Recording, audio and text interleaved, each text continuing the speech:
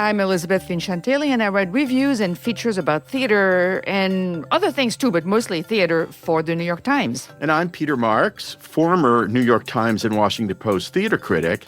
And now I'm just about everywhere, crisscrossing the country as I live my best life as an in-demand panel moderator, actor, overall bon vivant, and of course, your podcaster.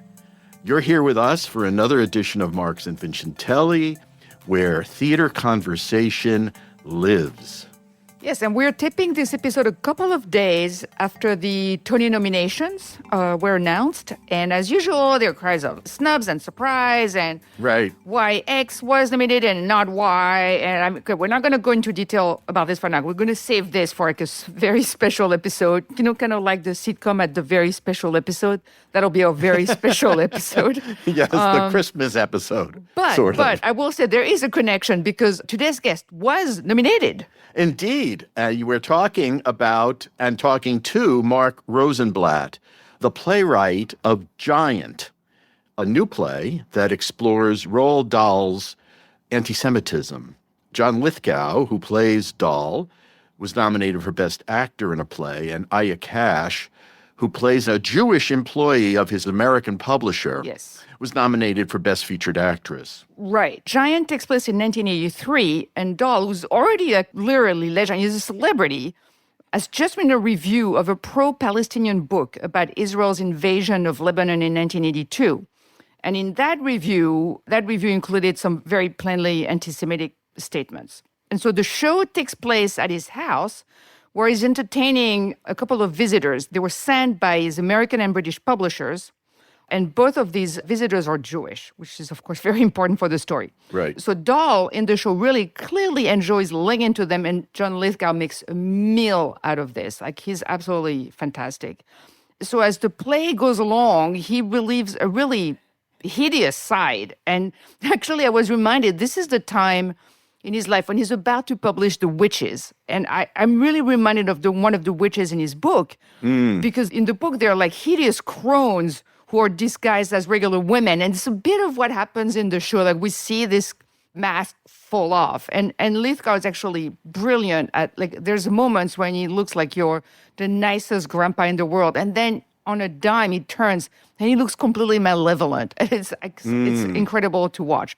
So this is like really not a fluffy topic here. No, not at all. No, that's very true. It's kind of daring when you think about it to portray an anti-Semite on Broadway at this particular moment when anti-Semitism is on the rise. The play itself works almost as a thriller. The tension is pretty much omnipresent. The playwright, Mark, who we're speaking to, has been in the theater trenches for decades. He's worked in England mostly as a director and was the artistic director of the Leeds Playhouse. But Giant is his first play, and it feels like it was shot out of a cannon.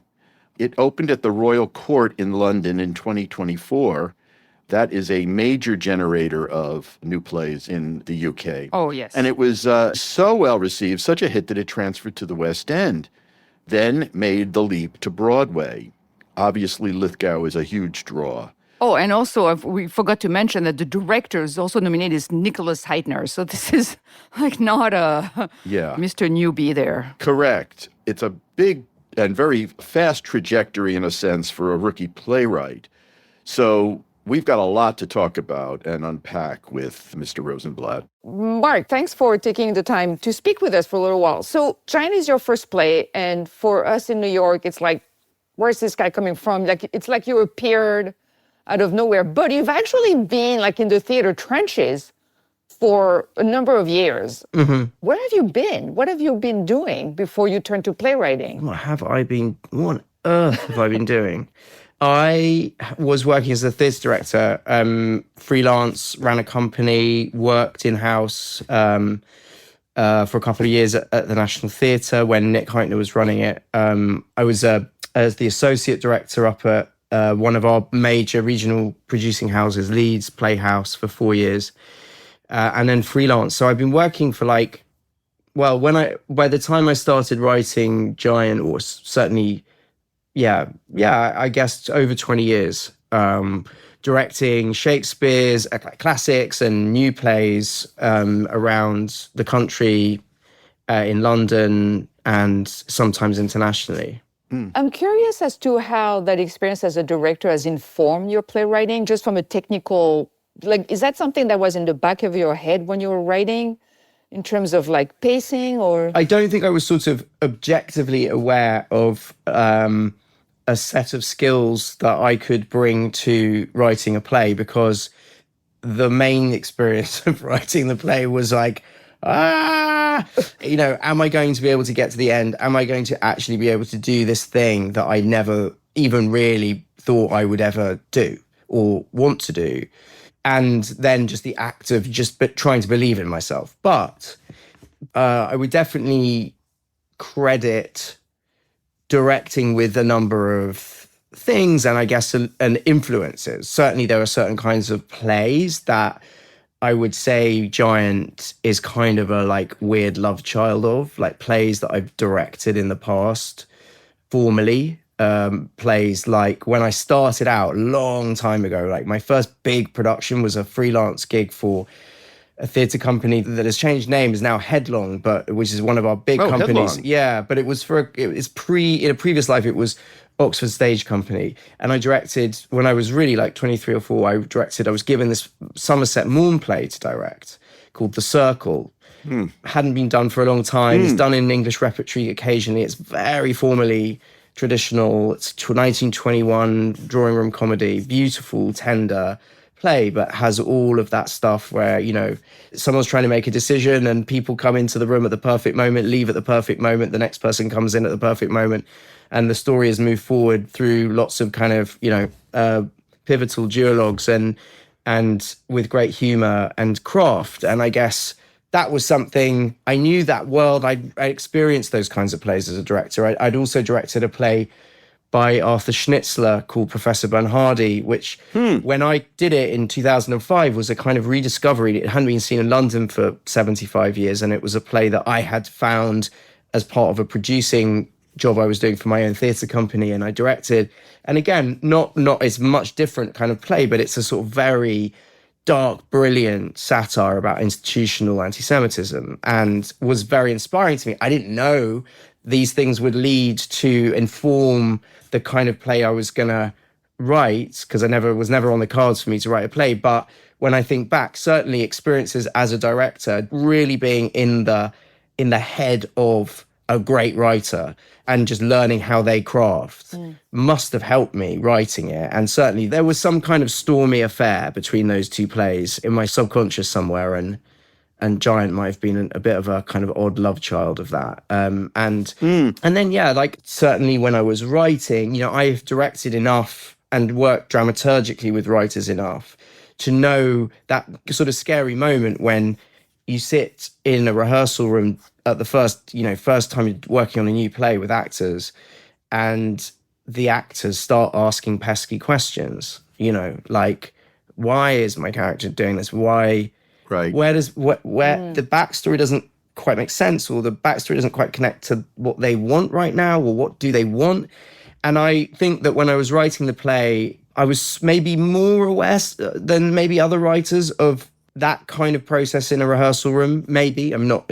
Plenty of writers are very experienced in rehearsal rooms, but I was kind of like, I want to make sure that there is a watertightness to what I'm writing when I was the writer myself, that I at least could seal off against some of those questions. And I think that helped me do a lot of like tough sort of due diligence on the writing. I just finished writing my first play, actually, and I had a reading of it on Monday with some really great actors. And I can relate to what you're saying, Mark, about also the rawness of your own ego being on display, just having to feel the people reacting to your words. It's a very deep experience. I wonder what it was like. And also you realize, though, how actors elevate Oh my God, yeah. your writing. The words become so much more potent out of the mouths of great actors. I wondered what it was like to hear your words out of John Lithgow. You have a very good cast across, everybody from Elliot Levy to Ayakash, but Yeah. what was it like for you to hear your words distilled by Lithgow in a room? I mean, I don't know. I mean, the whole thing got super surreal when Nick Heitner said he wanted to direct it and wondered whether I thought John Lithgow would be a good idea for Roald Dahl. And I was like, yeah. And then, we got the script to him in April 23, and he very quickly said he wanted to do it. But we never got in a room with him until the summer. And a few months later, he came over to London. First time I heard anyone read it was him and me and Heitner in Nick Heitner's living room, with John slightly kind of just arrived, kind of very jet lagged, and read brilliantly, and then sort of kind of got a bit crushed by his own jet lag. And sort of, but we were sort of, because the play is very cross-talky, so we were chopping around, and it was quite hard. Me and Nick were reading all these multi-rolling, and he was playing Dahl. But then a few days later, we got in a rehearsal room, in a workshop space, and got down to really work, and John had got over his jet lag. And I don't really know how to sum it up. I think, weirdly, I don't have like a first moment of going, whoa. I just have a sense, because John is he's such a team player, and he's such a kind of company man and loves being part of it. I never felt any sense of status or anything like that. There was no sense of a great actor now is going to perform. It was John there to support the development of the play. But of course, as you're beginning to hear him work, there is just this sense of a Rolls Royce, sort of gentle, sort of his just foot going down on the accelerator, just testing, never kind of speeding at first, just slowly kind of working his way in, but always really his dramaturgical brain working a lot. So he's pulling back and asking questions rather than going full throttle. But, you were just always aware very quickly of his enormous skill and his ability to move between charm and cruelty. So what planted the seed for, because you talked about a couple of plays that were kind of lurking, in the background in your brain. And one of the things that I was wondering is, like, were you drawn, for instance, to that particular moment in Dahl's life that is in the play? Or did you were you thinking, okay, I want to do something about antisemitism, how am I going to get into it? Yeah. So did you come from the micro or the macro first? It was the macro. 2018, I was noticing the beginnings of what would become the kind of the anti-Semitism inquiry in our Labour Party. There was sort of just a lot of coverage of beginnings of coverage of that. And I was noticing that on the one hand, there was this, a lot of very meaningful conversation about Israel-Palestine. In the party ranks, as there should be, and as there were across the political spectrum. And but then also what was coming out was that in places there was also a lot of blurring of that conversation with prejudiced conversation and anti-Semitic stereotyping. And as a Jewish person, as a British Jew, and as a director, I thought, not as a writer, because I would not thought myself to write it, but I just thought it would be really interesting to find a way to dramatize that prizing apart of the difference, because it felt important to somehow do that in in theatre in some way. Did you find that in Britain, is Dahl is his reputation widely understood to be anti-Semitic? Well, it had been coming out over the years, I think, leading up to when I was thinking about it. But maybe the simplest answer is, I loved his work growing up. I was a huge fan. I wasn't sitting there thinking, when I had that thought about, was looking at the news cycles, and I didn't think, now's the moment we could use Roald Dahl. I wasn't thinking that. It wasn't in the forefront of my mind. But I was thinking I need to find a proxy story here, because it can't be, if the story is just chasing a news cycle, we'll be outstripped by it as it's happening, and it will be too literal. And it's not about that itself. It wasn't about the Labour Party. It was just about that kind of, that kind of, that tension. And I thought, I was thinking about what could it be, and it just came to me. I remembered that Dahl had been accused of anti-Semitism. I didn't know what it was, which maybe is a sort of answer to your question. I didn't immediately go, oh, he said this and this. But there had been these quotes and these things he'd said. Maybe in my head, I knew the thing he'd said about Hitler or something. They'd been occasionally covered in the papers at that point in time, 2018. But I just looked up the story and there it was, the book review that seemed to me at least a kind of mirror of what I was looking at politically, this blurring of a kind of compassionate humanitarian response to a devastating political and situation and racism. And then I guess it just, it seemed interesting just as someone who has a kind of an eye for a story that, here he is, the world famous writer at home on a summer's day, besieged by the outcry that has come from what he wrote, and then read a little more and you could see that in his life there were interesting domestic layers. And I thought, someone should write. That's a good idea. Someone should write that. It's funny because I grew up in France, and I got into Dahl because in France I think it's changed now, but at the time he was better known for his short stories for adults. Which are very dark. Says a lot about the French. Yes, that's what we knew. Spoken as an Englishman. and then later on, I learned, he's written stuff for kids too. I had no idea. Yeah. So for years and years and years, all I knew were the short stories, which are actually not very well known in the US. But I really think they really give you a really good entryway into his thinking. Yeah. That is not that present in the children's literature that he did as well. No, although I think there are obviously connections. Yes. Obviously he is far better known as a children's author in the UK, but he was, known for his adult writing too. And I had read some of his short stories as a kid. You follow on when you get older, you start to look at the other stuff. But no, I think they are very different. Although I think, all his stories are just full of tricks. People playing tricks on each other. People asserting some kind of humiliating power over the other. And that's very present in the kids' books as it is in the adult books. There's so many moments of, I don't know, enjoyable to some maybe, but humiliation, spouses humiliating each other in the short stories. There's a lot of that, a lot of tricking and yeah. And then it's harder to think of examples of his children's stories where those tricks don't happen than when they do. The Twits is full of it. The Enormous Crocodile is all about tricks. It's like a stick of rock. And I actually, I didn't think about this when I was writing it, but without giving anything away about the play, but there is a sort of enormous trick played in the play. And I didn't realize how I sort of retrospectively went, that's interesting. I've sort of just been guided by his spirit a little bit here. That's so interesting. I love hearing your insights into this, Mark. It brings me back to being in that theater, listening to this play, watching this play. And I'm thinking, so what is your responsibility as a playwright to Dahl?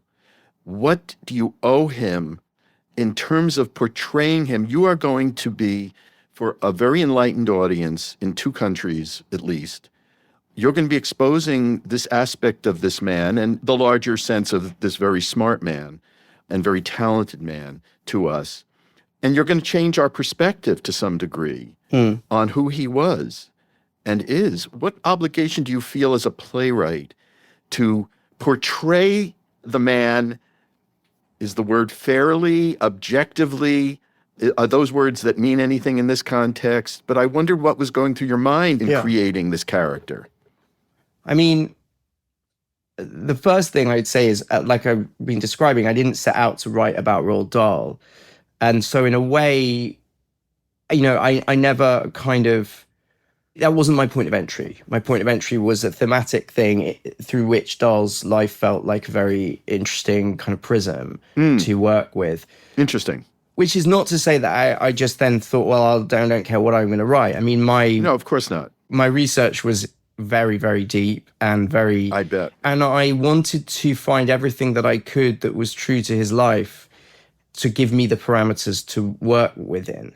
And that is, certainly I hope I've respected, for instance, the events of the play, many of the kind of given circumstances of the play are absolutely real. Aside from the fact that he did write this review, he did give that interview, and those two things on stage are absolutely verbatim. And I don't think that I would argue there's nothing more kind of more challenging and more difficult to swallow in the play than the things that Dahl himself really, truly himself said, that are public domain and on the record. But the circumstances of his life at the time, his second wife-to-be had just moved in. She was an interior designer. The house was in a state of huge overhaul. These were gifts given to me from life. His body was in a very terrible state. He was in enormous pain, so much so that, I don't mention it in the play, that his bedroom was being moved to the ground floor because he couldn't even climb up the stairs. He was in so much pain. And many of the kind of backstory details that come into it, are very much drawn from his life. It's also true that what I never, ever set out to do was sort of a hatchet job. Right. It was so clear to me so early that it might have been interesting for 5 minutes, but what was vital was that it wasn't a piñata bashing exercise, and he was someone who could move between positions all the time, someone whose compassion was clear, someone whose cruelty was clear, someone whose politics were a mixture of things you could understand and things that perhaps you couldn't, and that not every single member of the audience would understand at the same moment the same things that other people would, that we were all kind of being pushed and pulled around by our own assumptions and his assumptions. But more importantly than that, it was important to me that all the characters were never easily placed, morally, ethically. It felt much more interesting that the whole play could be governed by that. So to respect him, as you say, was a very important part of it. I wanted to, enter into the process of presenting this moment in his life, knowing it wasn't documentary, but knowing that it was a hybrid of invented circumstances and the real, and that the most respectful thing I could do was show that none of us are clearly one thing or another. Nicely said.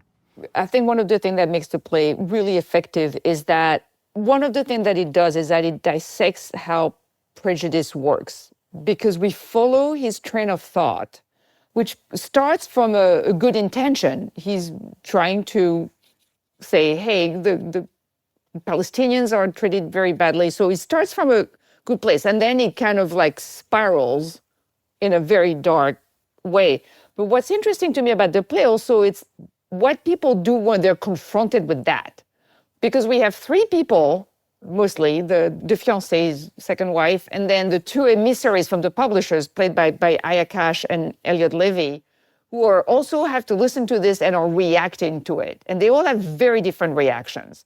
And I was wondering how you gauge, because they kind of like represent three types of reactions that one can have. One is the Ayakash character is really fighting back.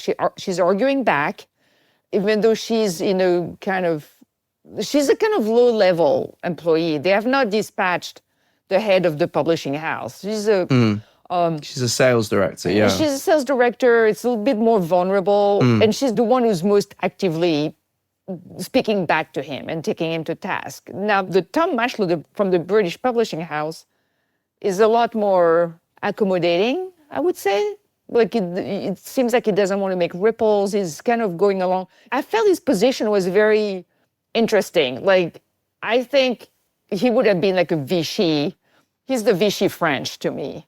Or maybe it's the soon-to-be wife. It was interesting when I saw the show and I was like, what happened to her? Did she? Because in my mind, after seeing that show, I thought, there's no way she could have married him. Of course, she did marry him in real life, even though she knew perfectly well what was going on. Yeah. So those are three interesting positions. Did you set out to use them as this kind of like emblems of those positions, or was it like more organic? No, I think one thing is, there's a lot to say to that, but there's one thing that was important was that Dahl's anti-Semitic stereotyping involves the notion that all Jews think the same thing.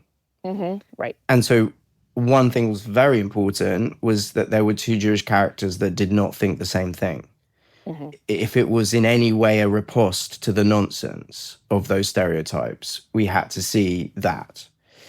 By the way, this conversation that happens in the play, I have no idea if it ever happened. I have no idea if Tom Ashley ever went round on that date. Yes. Jesse Stone is an invented character. But I also was sort of aware that, there is a great difference between, I am very aware there is a great difference between being British Jew, living in a population of 70 million people as part of a community or a group who are no more than 250,000, as contrasted with the, several million Jews in New York. It is a very, very different way of being visible or not visible, of having to negotiate social codes, fit in, belong, be seen, be understood. And so that immediately felt very interesting. It also felt very interesting and important within that to show two Jewish characters who have different relationships to Israel.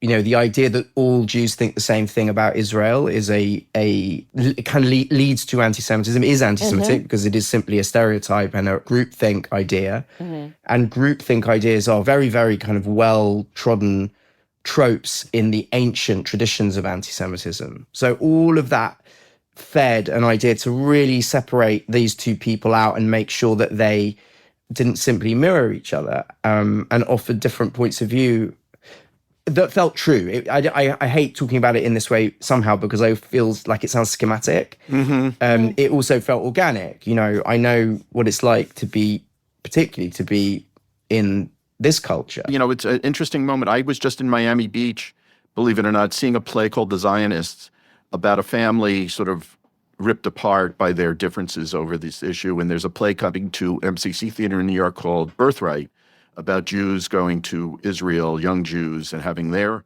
assumptions challenged. It's an interesting moment for theater to be tackling this whole idea of Jews and Israel and Zionism and what those things mean, because it's all getting blurred and crazy. Did you worry at all that the events that are happening in real time would overwhelm the play? No. That it somehow, people would bring those into the room and it would make it harder for people to hear this play? Well, essentially no, because I wrote the play in 2020. Sure, of course. Yeah, so if I'd been writing post, October 7th, I wouldn't have written the play. We did work... Wow. That's a big statement, Mark. Well, I just wouldn't have had it was anguish and for everyone watching what was happening. And I don't think that I would have gone, what I think I should do now is write into this headwind, I don't know. I just think I would have been overwhelmed, like we all were, by what is happening.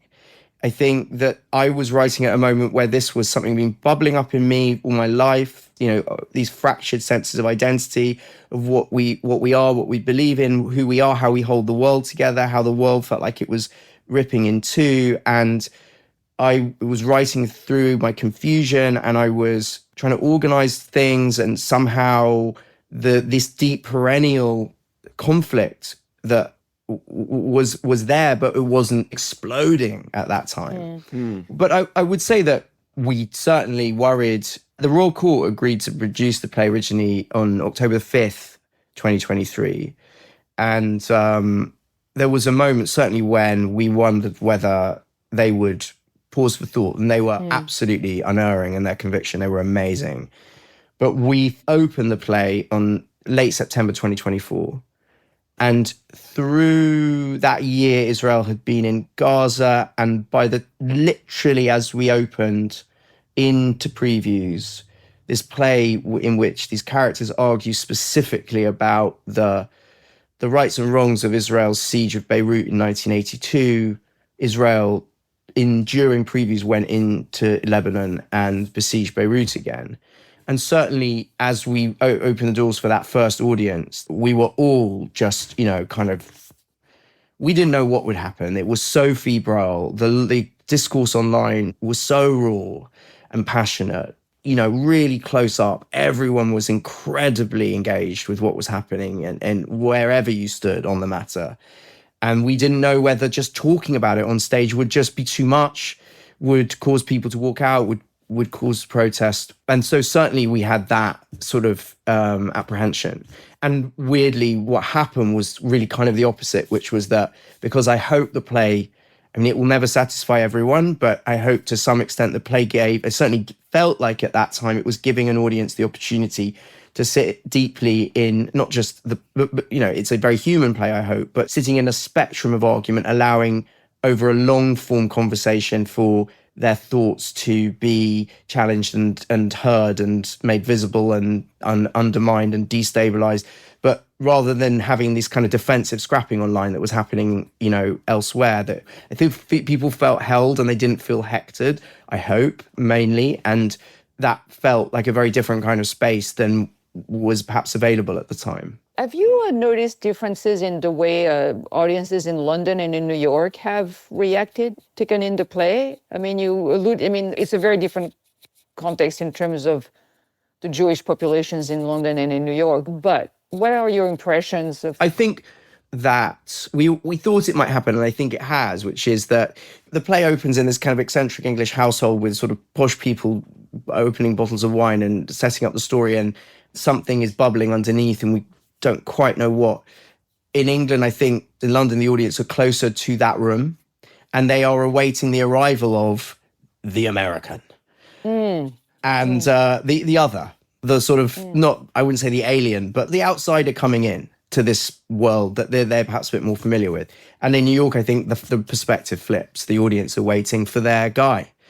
Whoever they are, we don't yet know them, but they are waiting for, as Tom Maschler says, the Manhattanista to kind of turn up in weird old England and enter the fray. I think that really does change the room. I think there are things that, inevitably the play explores a certain English kind of anti-Semitism, which has its own codes and which, Tom Maschler is extremely alive to. And inevitably, some of those nuances are, I don't know how a New York audience hears them exactly, whether they tune in exactly in the same way. But broadly speaking, certainly the moments of response in the play that we had in London are very similar.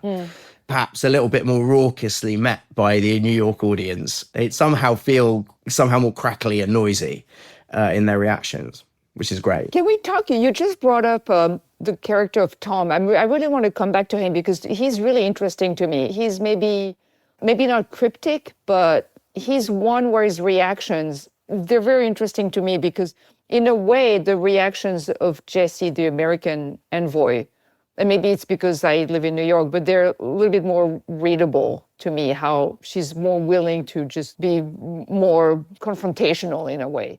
But Tom, the way Tom maneuvers, his silences and what he chooses to say and when, like calling him a Vichy publisher is way too strong, but I feel like he's maneuvering in a way that feels very tactical. And I was wondering if you could talk a little bit about that character in particular. How he's maneuvering his way through this? Well, I mean, I would say just to zoom back a tiny bit. I mean, they know what they're dealing with. He is, as Tom says, like at some point in the play, a human fucking booby trap, Roald Dahl. I mean, he is a narcissist, or he has narcissistic tendencies.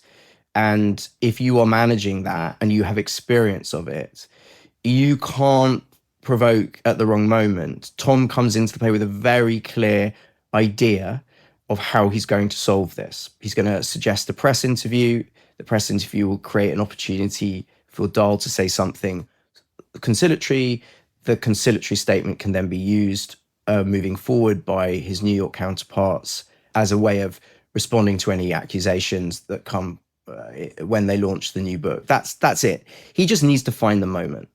And everything else that's said needs to just be deflected, dodged, dealt with, kid-gloved, whatever you want to do. It's very tactical. He knows, like the character of Lissy, that you have to just play a longer game with him. I guess what's underneath it for both of those two characters too is that they have to, on some level, consciously or not, be willing to compartmentalize what they may know to be true about him or what they may have just discovered. Lissy is in love with this man. She has committed her life to him. The full force of his anti-Semitism has probably only recently come out. She may have sensed it, picked it up, heard inflections of it. But this is probably the first moment in her life where something really big has come out, and she has to work out how to put it in its box, because she has to live with it. And she also has to remember all the things she loves about him. And that is part of being in a relationship. We all have to deal with the things that we don't like about the people we love. I think Tom has a love for Dahl. I mean, yes, there is a business interest here that he has to manage him amongst many clients. We are also not in the days of social media where these comments have the same wildfire effect that they might have done in 1983. So he can afford to know this is a contained fire that he can help put out. And he can convince himself to some degree or another that he is in a room with someone, that there is this degree of clubroom anti-Semitism here that, I have experienced in small moments and jolts in my life, in rooms that I thought I was on familiar ground with. You hear certain things said about your people, about whatever it is, and you find yourself still having a drink with that person. What do you do in that moment? You can use irony to keep the room together. You can dodge, you can deflect, you can ruminate on it privately, or you can break the relationship entirely. But I think, this is what Tom's doing. And he believes in the power of writing for children. And he has a strange kind of paradoxical relationship with Dahl, because he knows, as he says in the play, that great writing for children creates readers, and reading literature, entering into the consciousness and the minds of great writers and encountering them, is a route to independent thinking, is a way for someone like him, who as a child was a survivor of the Holocaust, it's a route away from dogmatic thinking. So I think there's a lot going on for him, and he just wants to get what he wants and get out. That's really interesting. The terror for me in the play, as a Jew, watching this play, the terror that sort of parallels for me the kind of the dangers in Dahl's writing, the kind of all those things that sort of touch on childhood terrors and childhood fears. The thing that for me hung over this play was the idea that a very smart man would convince other people that he had some knowledge of Jews and the way we think and the way we behave as a tribe that would put us in even a darker light. I held on to that, and I wait, in a play like this, I kept looking to Jessie, for her to be my defender, to save me from him. I mean, he's a harmful human being. And I thought that was a really interesting, dramatic corner to push me into. Right. In a big play. Yeah. Yeah. And I mean, just maybe I don't know how to respond to that, but certainly Jessie herself only, I guess I feel I'm defending Tom Mashler a bit, from accusations of kind of binary complicity, of being an emollient coward. I think there are moments of that, but I think it's more complicated.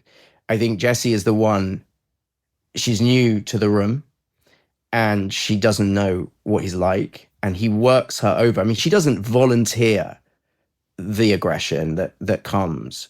He works her over again and again and again until the dam bursts. So it's not like she just comes in guns blazing. Right. She's also a super fan. She loves his writing. Right. I get it. And whether or not, I don't know whether implicitly in what you're saying is you felt that she defended you sufficiently. I don't know. I don't know the answer to that either. Emotionally, I know that this pushes very, very, very profound buttons for me. And I try to sort them out.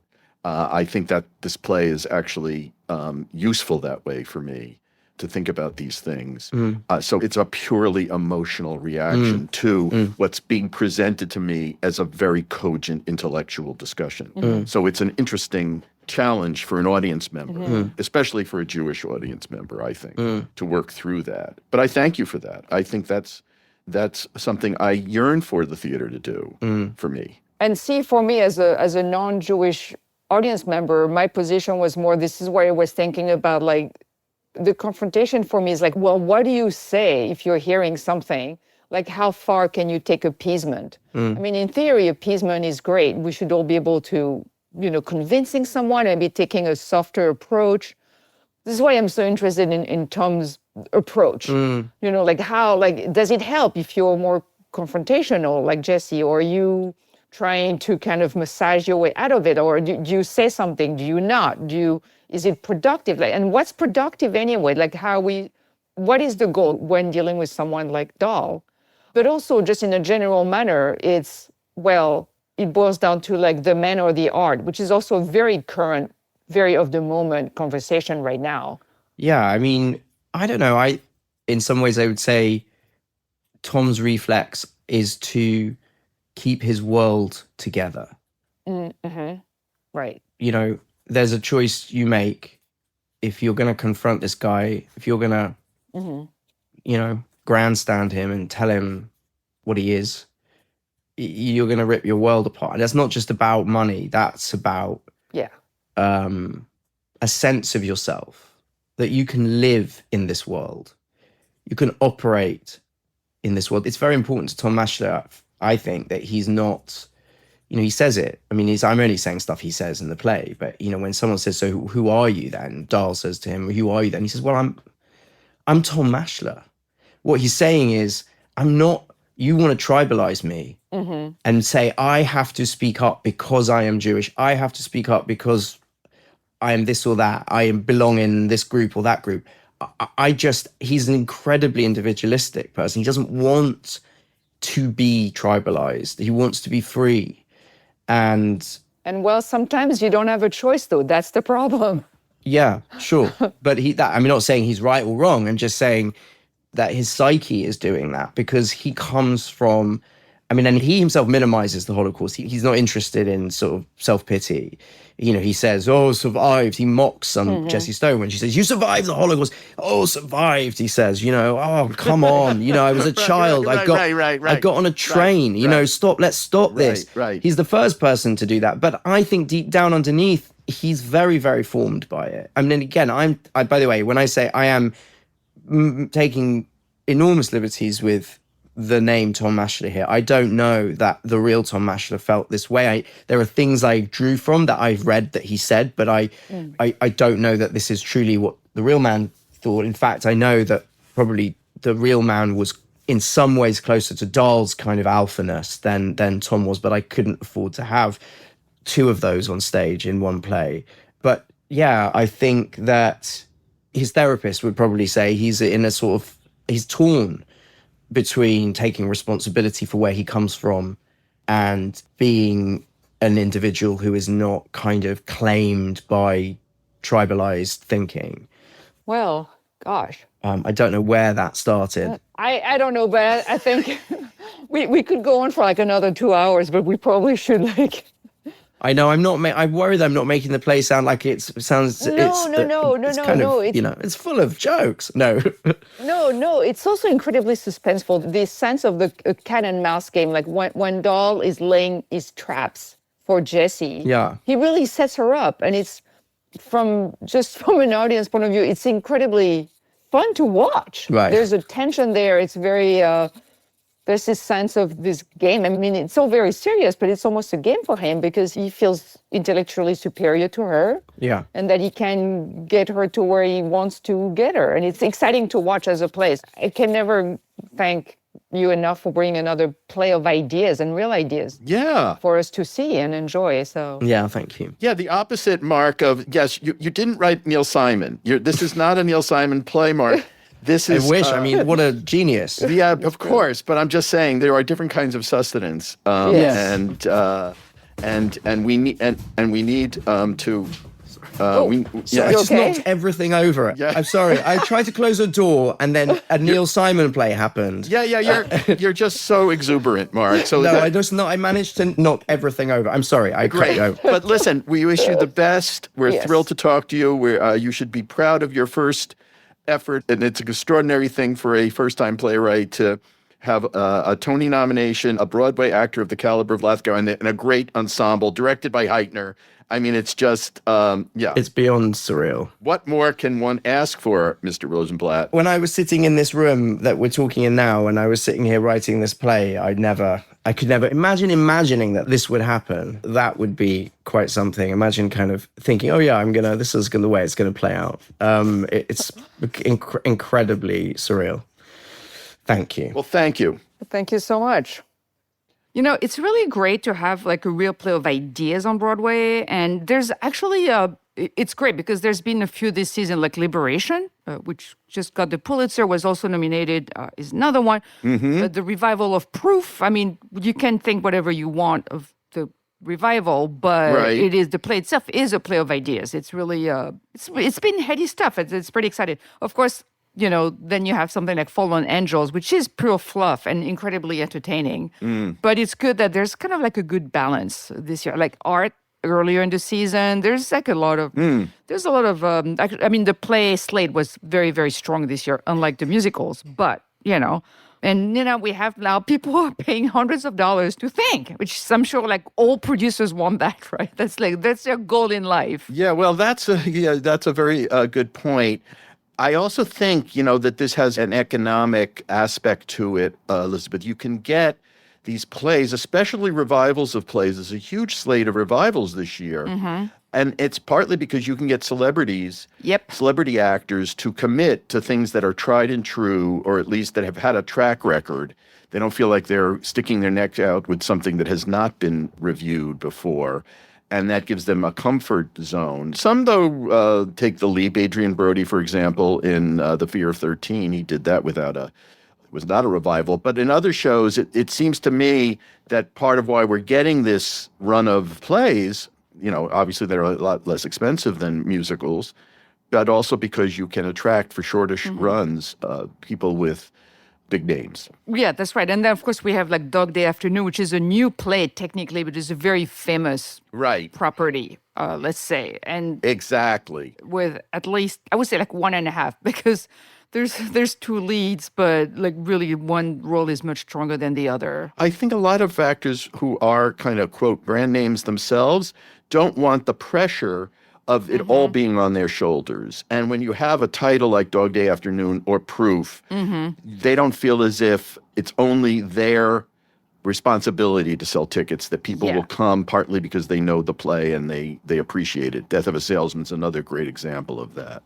Yeah, no, absolutely. Well, I think this has been like the strongest play season in quite a while. And you're right, there's like been quite a few revivals. And again, you're right about why, quote unquote, brand name actors choose to do that. But I'm kind of excited that it's drawing people and it's getting people talking and people are excited to be there. And like The Ballisters, is also a new play that, doesn't have like names, but I think in this case, like it's such an ensemble, like a terrific ensemble, that it's just so much fun to watch them all work together. Yeah. So anyway, yes, we're advocates for filling seats, maybe at lower ticket prices, but fill them anyway. And we're going to wrap up right now because as hard as this is to believe, it's May and we've got things to do. Yeah, like write about what the season, in my case, and we have to record more podcasts and wrangle our super duper guests who are like stepping all over each other to talk with us. So as always, thanks for listening. Remember to subscribe. You can do that at marksvincentielli.substack.com. Leave us comments. By the way, I want to say that there was a very astute listener. Do you remember that special episode, the special episode about the blind item? Where someone in the comments figured it out. So. Oh, interesting. Not that it was like really that hard, but still. That's great. I like that. I like that too. And, you can check out with us on social media. We use our own names and we're on Instagram too. So, ta-ta for now.